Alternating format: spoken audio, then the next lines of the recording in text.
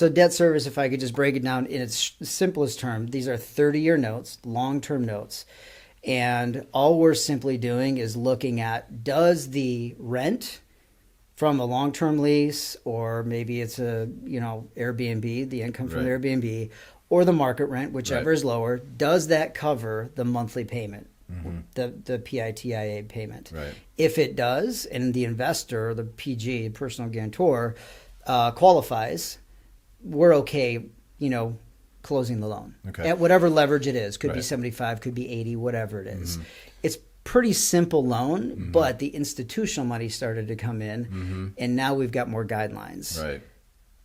The private And institutional that's money, just to mitigate their or manage the risk that they're putting out into the market. correct. So the benefit to private institutional money, whether it's long-term or short-term, is that they're better terms, Mm-hmm. lower rates, Mm-hmm. right?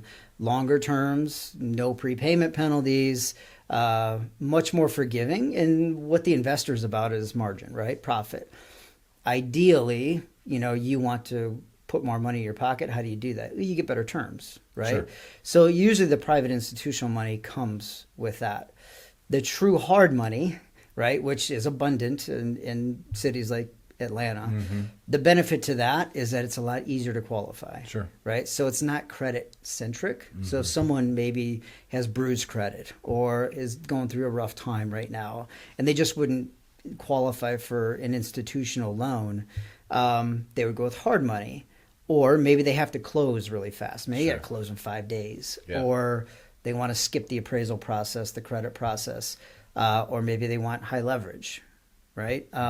Those are the hard money loans. Now, you're going to be paying a much higher rate. Probably more cost, more points. Your margins are going to get, compressed. However, it's become very popular, Yeah. for sure. So that's the difference between the two in a nutshell.